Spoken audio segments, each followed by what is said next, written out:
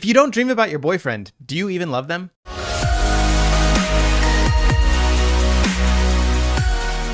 Over on my Discord, someone asked me a fantastic question. And if you're not a part of the Discord, you can always join with a link down below. While you're there, maybe hit subscribe, just saying. But somebody asked, they said, I often have dreams about people I meet, very common for them, but I've been with my romantic partner for years now and never had a dream about them. Why is that? And it got me to thinking, because other people have come to me on separate occasions and said, hey, I recently lost a loved one, a grandmother, grandfather, or a husband or wife, but I haven't been dreaming about them. Am I okay? Do I not love them as much as I thought I did? Is there a problem with the way that I'm processing this grief or processing this traumatic event? And the answer may actually surprise you, but the problem with this is a lot of people actually get very upset. They get very concerned. They get very nervous. Like the person that asked me this question about their romantic partner, their boyfriend, they got really concerned. Like, am I lying to myself about my feelings? You know, I dream about this person, my boss, my crush, my friends, all these other people, but I don't dream about my boyfriend or my girlfriend. Am I not committed to this relationship like I thought I did? Or even worse, when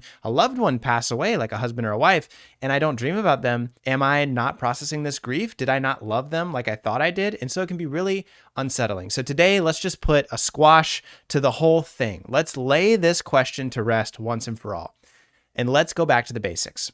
What are dreams? Dreams are accomplishing two primary goals. One, they are connecting new neural pathways inside of your brain. That's why you get these crazy and weird ass dreams, because your brain will connect the idea of toaster with that traumatic conversation you had with your mother. And so your mother will be holding a toaster while she scolds you for not finishing your homework or not marrying the boy that she wanted you to marry, right? Your brain is connecting disparate and weird ideas to come up with new solutions. And this is why dreams are so helpful, because if you're struggling with coming up to a solution for a problem that you're facing in your day-to-day life, your dreams will help you do that, because they will connect things that you would have never thought to connect while you were awake. And this is where a lot of those great new ideas from inventors, or like Nikola Tesla or Albert Einstein, or even the inventor of Google, they came up with those ideas while dreaming, because the brain is connecting things that you would have never thought to connect while you're awake. And that's what makes them so powerful and so creative.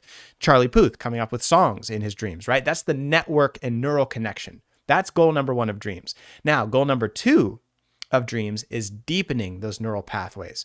So when you create a new habit, let's say that you're trying to get in the habit of grounding yourself and meditating when you get stressed or anxious at work, and you're starting this new journey with your therapist and your personal self-discovery, right? You're traveling a new neural pathway. I get triggered with anxiety, I'm going to meditate. That's a new idea. And as you practice that while you sleep, your brain is going to travel that neural pathway to make it easier for you to make those smart decisions as you move forward. Now, unfortunately, this can work with bad decisions as well. If you start to hit that nicotine, you're puffing on that vape. It's not a vape, it's a microphone. If you're puffing on that vape to deal with your stress, your brain is going to be like, oh yeah, that was really nice when I did that. Let's practice that while I sleep, so that way I hit my vape faster tomorrow. There's a problem. That's why your habits are so important. But those are the two goals of dreams: new neural connections and deepening the existing neural connections. So that way you can be faster and more adept at practicing those new habits that you're creating. This is why sleep is so important for athletes, because when they learn to be better at their sport, you go to sleep, so that way your brain can really cement that learning and remember it well. This is also why all-nighters, when you're in college, you don't remember shit the day after. You remember it for the test because you stayed up all night, but then when you go to sleep, your brain's overloaded. It didn't have any time to actually integrate that new information, so you didn't learn jack all while you're in school. So me either. Well, grad school, yes. Undergrad, maybe not so much. Anyway, so those are the two purposes, right? So how does this relate to your boyfriend, girlfriend, or the loved one who passed away? Well, remember, it's doing those two things. So if you are processing these things while you're already awake, your brain doesn't need to do any processing while you're asleep. If you are very much thinking about, and like this user said, I'm very romantic with my partner, they're the most important thing to me, right? But I don't dream about them. That actually makes sense. Because if you are processing and thinking about them and analyzing your boyfriend or girlfriend while you're awake, your dreams don't have a lot of work to do. There's no unfinished processing that needs to take place while you sleep, because you did it all while you're awake. What's amazing about this is the same reason that trauma therapy helps so much with those traumatic nightmares. Because if you work through your traumatic experiences and your mental health problems while you're awake, Your dreams don't have a lot of work to do. It means that you don't have to have these nightmares while you sleep because the process has already been done. Remember, dreams are healing. So if you take care of that healing while you're awake, your dreams don't have to do all the work on the back end, right? And revisit these nightmares. Same thing happens with your boyfriend or girlfriend. If they are very much a part of your life already, well, you might not dream about them that much because you're spending so much time actively thinking about them while you're awake. Coincidentally, and this is what's interesting, the same thing happens with our cell phones, right? A lot of people will say, isn't it strange? Doesn't it prove that we're all part of the matrix because we don't dream about our cell phones?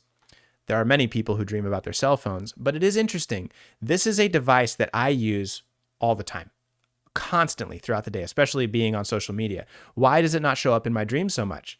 Well, because I'm using it so much that I don't need to process the way that I'm using it. I'm interacting with it constantly throughout my day. It's almost as if this phone is a part of my personality, right? So I don't even have to think about it. Now, if I was to start a new job, right? Or to start using a new phone, like maybe I switch from Android to Apple, which will never happen in a million years. Quote me on that.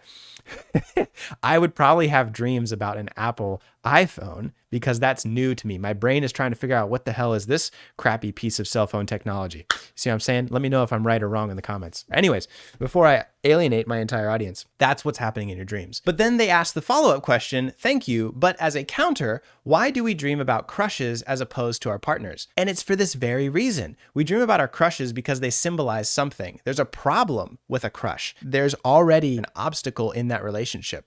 The obstacle is you're not with them. They're your crush. If you're with your crush, they're your boyfriend or girlfriend, right?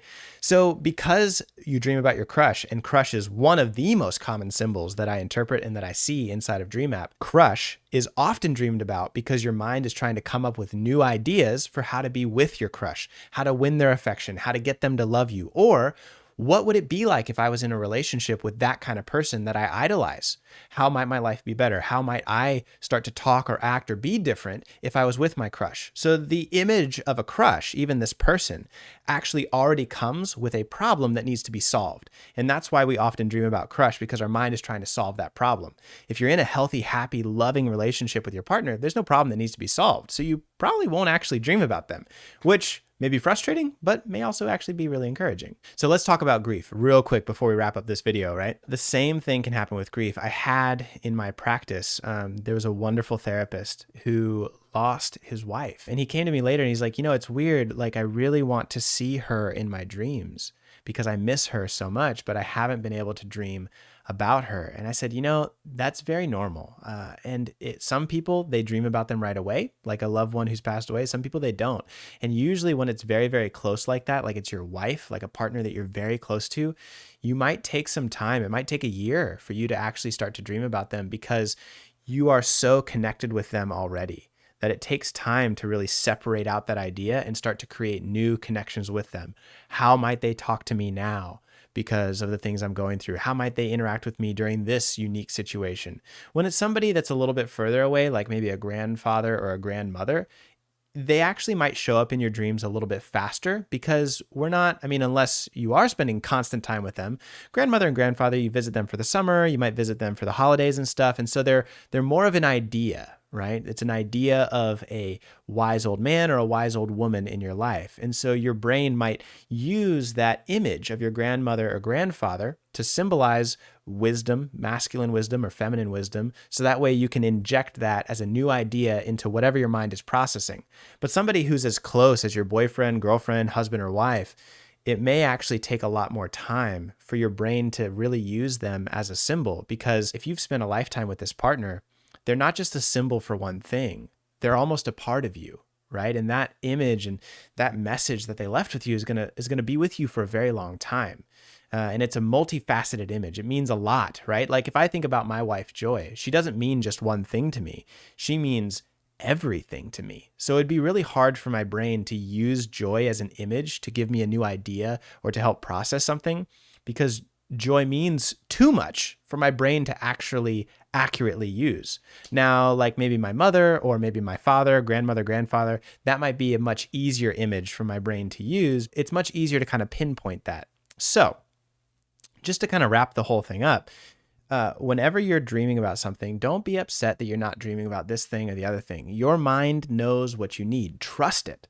trust it to do the process that it needs to, and then take those images, take those themes that you had while you dreamed, journal about them, write about them, and try and understand what new neural connections is my mind trying to teach me, like what new ideas, and what habits are it showing me that are a problem, or what new habits do I need to continue to build upon because they're helping my life. If you're not dreaming about your loved ones, that's okay. It may just be because they meant so much to you that they're much too complex for your brain to use as an image to give you new insight. Remember, your mind's not against you. It's just misunderstood. So I hope that clears it up.